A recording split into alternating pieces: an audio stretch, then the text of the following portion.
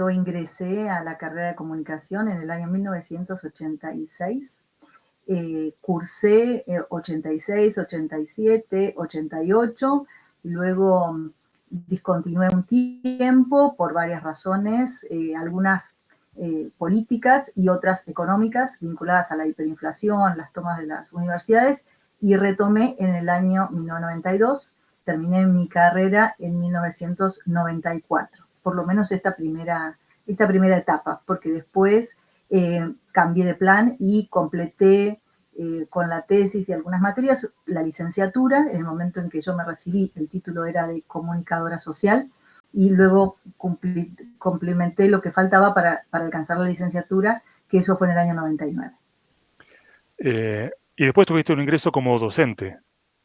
Sí, ni bien terminé en el 94, ya estaba colaborando en la Cátedra de Comunicación Social 1, que estaba el profesor Dimitriu a cargo, y en el 95 tuve una selección como asistente de docencia, y ingresé de manera interina, y en el 96 concursé como ayudante de primera concursada, y luego trabajé en la cátedra durante 2 años. Tuve la posibilidad de acceder a una beca de área de vacancia. Me vine a Córdoba a estudiar una maestría, y cuando regresé a Comahue volví a concursar, ya en esta ocasión como profesora adjunta.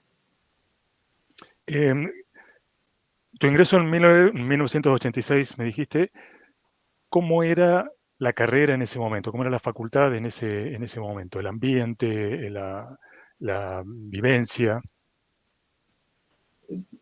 Yo recuerdo con mucho afecto esa etapa, pero además con mucho entusiasmo, porque éramos de las primeras generaciones que ingresaban con la democracia plena a las universidades.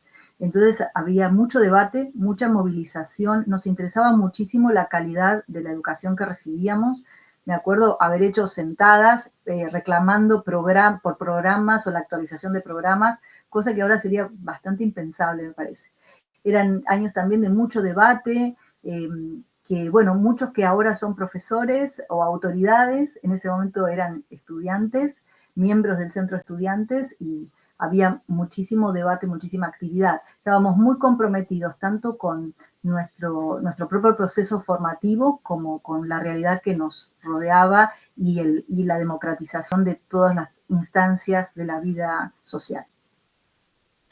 Eh, Vos contaste que, bueno, ingresaste como docente, después, perdón, sí, como docente, como ayudante, después becaria, Córdoba.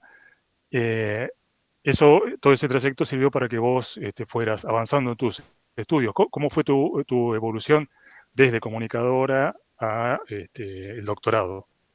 Bueno, yo en principio hice esta maestría, la maestría en Comunicación y Cultura, que la hice en Córdoba. Eh, Luego avancé con una especialización que volví a tomar en Comahue, en Filosofía y Crítica de la Cultura. La querida Susana Paponi fue ahí mi tutora. Avancé también hacia el doctorado, y en 2005, 2006, 2007 cursé un doctorado en cotutela entre la Universidad de Buenos Aires y la Universidad de París 8, y en 2008 me doctoré. Y luego, más recientemente, hice una nueva especialización en epistemologías del sur. Esa la terminé el año pasado. Es decir que para mí estudiar es como una actividad constante. Si bien uno puede pensar que avanza hasta cierto grado, en realidad es una inquietud que nos mueve constantemente a los que estamos trabajando en la academia. Un poco por el paso de la carrera, quería consultarte cómo ves vos en la universidad pública y qué tan importante fue en la construcción de tu trayecto académico. La universidad pública es fundamental, ¿no? En mi familia, yo soy la primera generación de universitarios, y solo hubiese sido posible en la forma en que lo fue, es decir, con una universidad gratuita. Eh, si yo tuviera que expresar lo que siento por la Universidad del Comahue, solo habría palabras de agradecimiento y de afecto, porque fue un lugar de contención, fue un lugar de crecimiento, fue un lugar de maduración y fue un lugar en donde el aprendizaje y la formación estaban en directa vinculación con el contexto en el que la Universidad del Comahue está inmersa. La carrera de comunicación fue un espacio que también me permitió hacer investigación.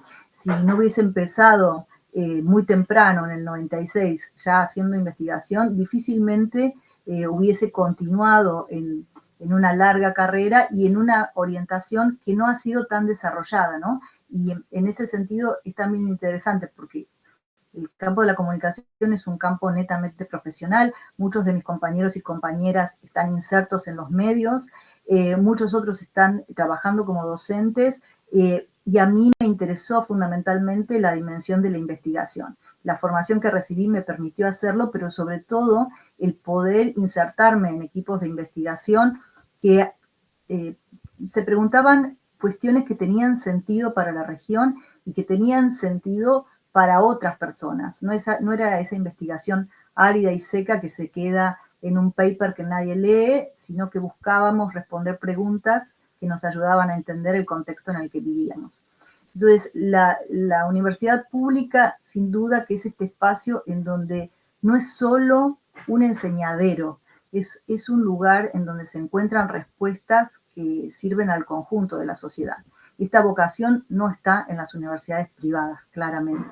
Y además existen lógicas solidarias que también son únicas y que constituyen una trama social muy particular y de la que yo me siento muy orgullosa. Vanina, un poco para cerrar, ¿cómo ves la importancia de la comunicación, de la investigación de la comunicación, pero también de el trabajo en comunicación, la práctica comunicativa en este momento, en este contexto de que estamos hablando? Es un momento bisagra, ¿no? Para la comunicación, en los dos sentidos, tanto en el campo profesional como en el campo de la investigación. En el campo profesional porque está totalmente atravesado por tecnologías que hacen que una y otra vez tengamos que preguntarnos cuál es el papel de los sujetos que están allí operando las inteligencias artificiales, los distintos software que parecen reducir la creatividad y la interpretación a su mínima expresión. Entonces, es un campo que está en continua crisis, en continua interrogación. Y en el campo de la investigación ocurre otro tanto, porque se diluyen más y más las fronteras que hacen de este campo un campo específico, porque las tecnologías también se vuelven un tema de otras disciplinas sociales. Entonces, nuevamente tenemos que preguntarnos qué es lo peculiar de nuestro campo, tanto en el sentido profesional como en el de la investigación.